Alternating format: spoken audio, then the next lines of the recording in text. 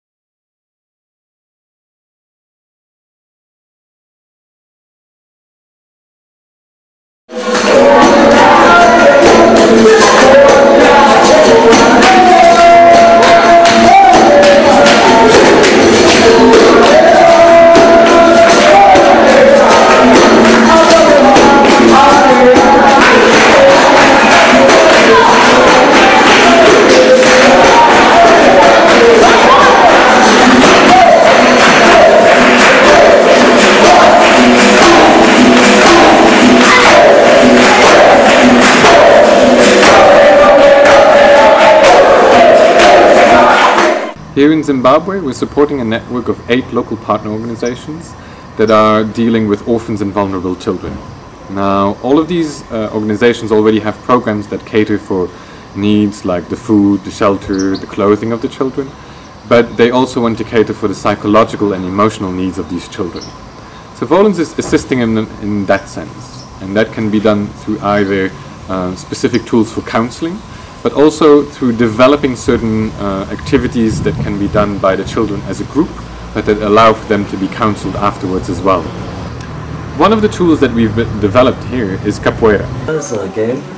It's played as a game. It brings out the playful elements of someone's personality. It gives you a very it allows you to be very creative in your expression through the use of music, the dance. The Africans were taken and enslaved in Brazil, so it was their form of dance and fighting, but in Brazil they had to disguise it as a dance so that they're not seen as practicing how to fight for liberation.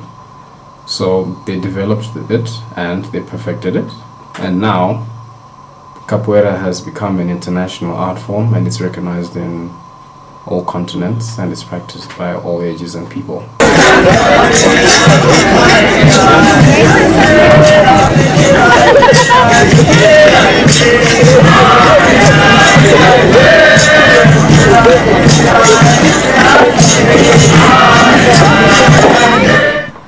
Capoeira is already being used in helping disadvantaged children and trying to help them express their aggression in a positive way. So we decided to take it a step further and try and use capoeira as a counseling tool. So we sat down and we listed several values that we thought that were intrinsic to the helping in playing capoeira. And these values were skill, discipline, respect, confidence, playful, friendly, and trying. And with these values, we try and relate how the kids can use them in a positive way and try and interact in a successful way in daily life. So like, for example, you take respect. Like if a child were to ask, like, if I'm more respectful and respectful to other people, would I be more successful in interacting with others as well? And we try and use that. We try and use capoeira to try and show it in their interaction. These group counseling sessions help children to be able to interact with other children, their peers, caregivers, brothers and sisters or siblings. I like capoeira because it makes you active, and I like that. I learn to respect your parents, my parents. I respect teachers. And we have seen great improvements with the children, especially when they play with other children and when they play on their own, or the family duties when they are sent to do something. Now they are very open, they are able to discuss those things which they failed to discuss with their parents before. And for those children who had difficulties in communicating with their caregivers or siblings or even step brothers and sisters, they are now able to do that.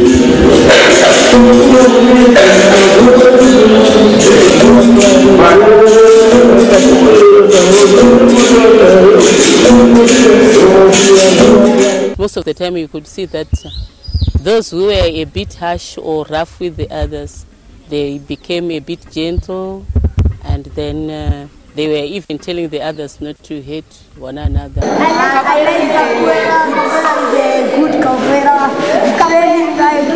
Good capoeira. Why do you like it? Huh? Why did you like it? I like it. Teach. You like what you are teaching? Gents. Respect.